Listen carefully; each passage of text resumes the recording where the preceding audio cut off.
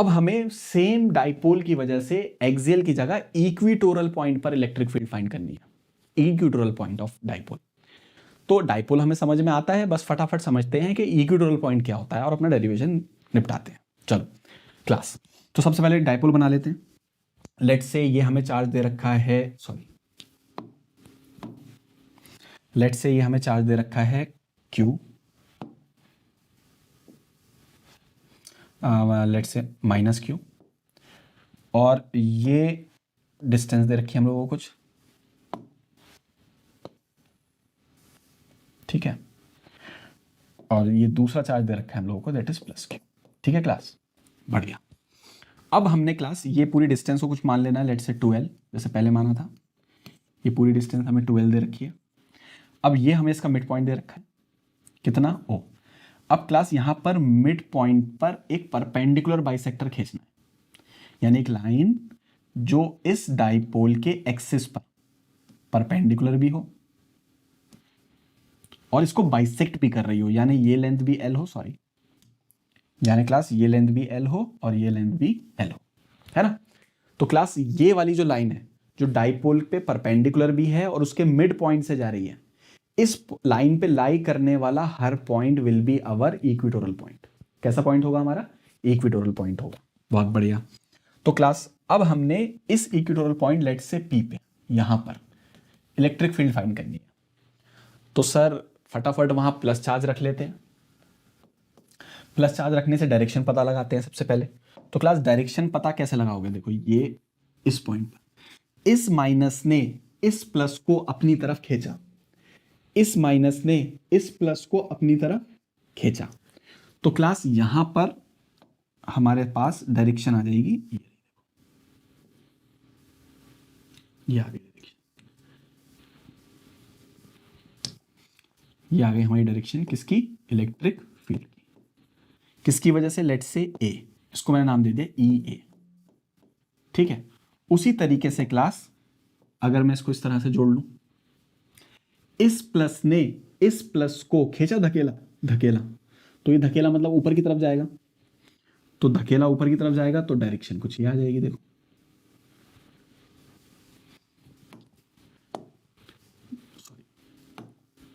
Direction कुछ ऐसी आ जाएगी हमारी।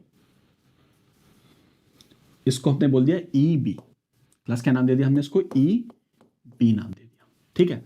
तो क्लास यहां पे नोटिस करो, हमने P पॉइंट पर दो इलेक्ट्रिक फील्ड बना ली, -Q की वजह से भी और +Q की वजह से भी, ठीक है। अब क्लास यहां पर फटाफट मुझे EA और EB की वैल्यू लिखवा दो। तो A की वजह से देखो ये तो वैल्यू होगी KQ/, क्लास ये दूरी बता सकते हो? बिल्कुल सिंपल है क्लास। ये दूरी को अगर मैंने x माना, ये L है, ये 90 है, तो ये हो जाएगी x² + L² पाइथागोरस। तो ये हो जाएगा √x² + L² का होल स्क्वायर। तो ये जो इलेक्ट्रिक फील्ड आ जाएगी ये आ जाएगी KQ/x² + L², इक्वेशन फर्स्ट, ठीक है। ये पहले आ गई। उसी तरह से क्लास जरा EB की वैल्यू भी फाइंड करा दो। अब क्लास EB इस वाले चार्ज की वजह से देखो इस पॉइंट पे निकालना है हमें, तो फॉर्मूला आ जाएगा फिर वही KQ बाई ये दूरी। अब ये दूरी भी कितनी होगी? √x² + L², तो √x² + L² का होल स्क्वायर, तो ये भी अपनी वही आ जाएगी KQ/x² + L²। अब क्लास यहां पे एक बात नोट करो, ध्यान से देखो कि यहां पर ये जो दोनों फील्ड आ रही हैं, ये दोनों फील्ड देखने में एग्जैक्टली सेम है, ठीक है, दोनों का वैल्यू सेम है।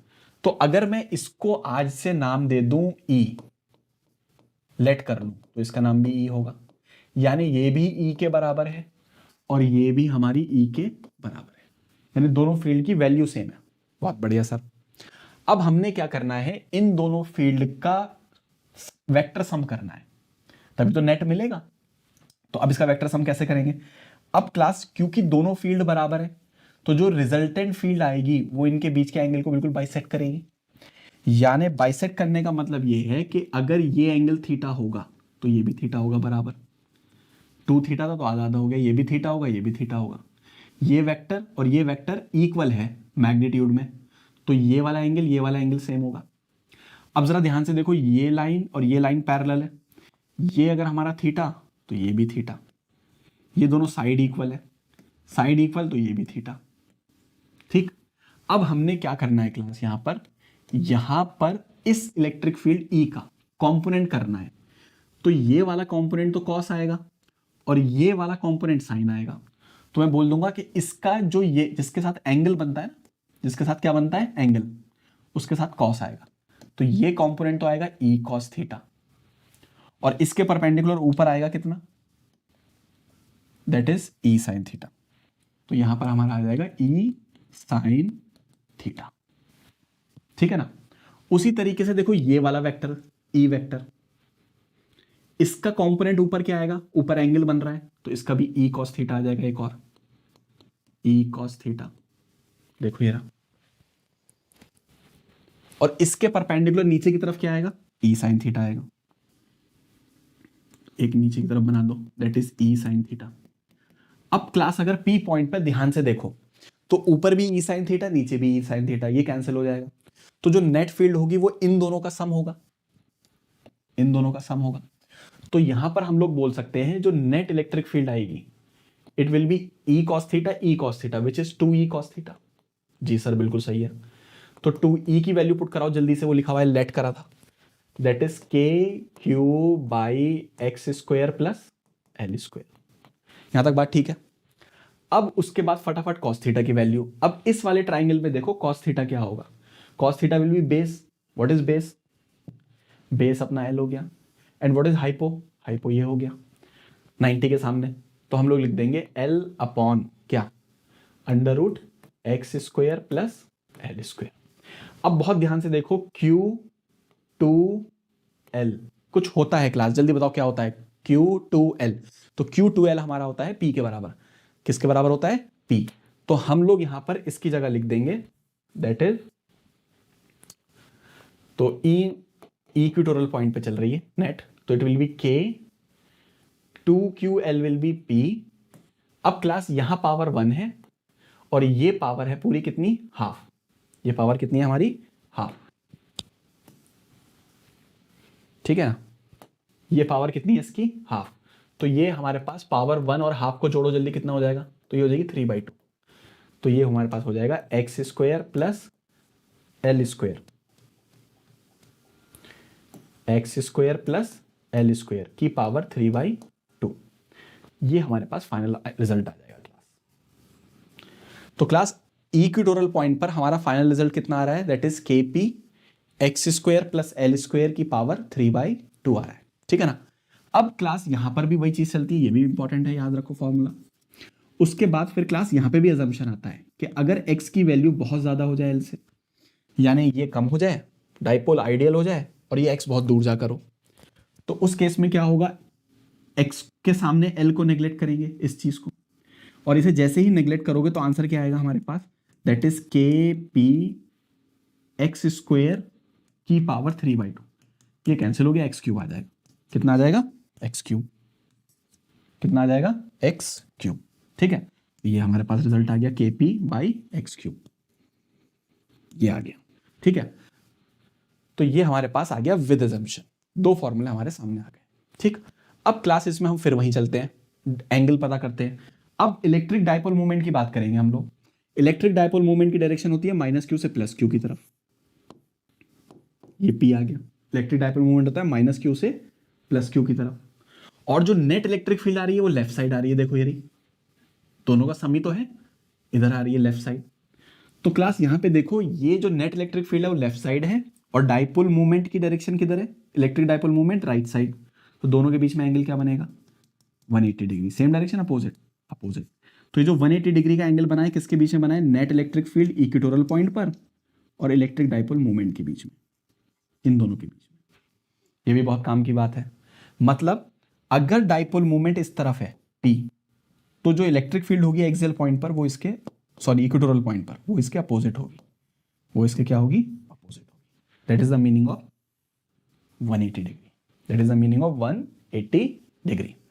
तो क्लास यहां पर हमने इलेक्ट्रिक डाइपोल की वजह से एक्सियल पॉइंट भी निपटा लिया और इलेक्ट्रिक डाइपोल की वजह से इक्वेटोरियल पॉइंट भी निपटा लिया।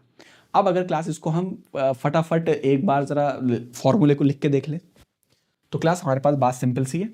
ये हमारे पास एक इलेक्ट्रिक डाइपोल दे रखा है P, एक्सियल पॉइंट यहाँ कहीं मिलेगा, इसकी वजह से जो इलेक्ट्रिक फील्ड होगी वो डाइपोल मूवमेंट की डायरेक्शन में ही होगी, इसकी वजह से जो इलेक्ट्रिक फील्ड होगी वो डाइपोल मूवमेंट की डायरेक्शन में होगी। Axial point, equatorial point, axial point sir कितनी होगी, that is 2kpx x square minus L square का होल स्क्वायर। सर बहुत बढ़िया। इसके बाद यहाँ पर x बहुत ज़्यादा हो जाएगा l से, बिल्कुल। तो विद अजम्पशन क्या फॉर्मूला होगा sir, it will B 2kp/x³, ये हो जाएगा। सर यहाँ पर p और e के बीच का क्या एंगल बनेगा, सर साफ साफ नजर आ रहा है, विच इज 0 डिग्री। ये हो गया रिवीजन तुम्हारा। उसके बाद अगर एक हमारे पास डाइपोल से परपेंडिकुलर लाइन की बात करें, डाइपोल से कैसी बात करें, यहां से ऐसे वाली लाइन की, तो ये वाला जो हमारा पॉइंट होगा ये एक्सियल होगा इक्वेटोरियल होगा, सर ये तो इक्वेटोरियल होगा। तो यहां पर जो इलेक्ट्रिक फील्ड होगी वो डाइपोल मूवमेंट की डायरेक्शन में अपोजिट होगी, देखो इसके अपोजिट होगी। सही है सर। सर वैल्यू बता दी फटाफट। तो इक्वेटोरियल पॉइंट पर हमने वैल्यू क्या याद करी थी, kp/x² प्लस l² की पावर 3/2। सर विद अजम्पशन भी बता दिए, x बहुत ज्यादा हो जाएगा अगर l से, तो इक्वेटोरियल पॉइंट पर हमारी वैल्यू आ जाएगी kp/x³। यहां पर डाइपोल मूवमेंट और इलेक्ट्रिक फील्ड के बीच का एंगल क्या बनता है, 180 डिग्री बनता है। ये इसका एक क्विक रिवीजन हो गया। ठीक, तो हमने क्या कर लिया क्लास, डाइपोल की वजह से एक्सियल पॉइंट भी सॉल्व कर लिया और कौन सा पॉइंट सॉल्व कर लिया, इक्वेटोरियल पॉइंट। ठीक है, अब क्लास आगे चलते हैं अपने नेक्स्ट डेरिवेशन की तरफ।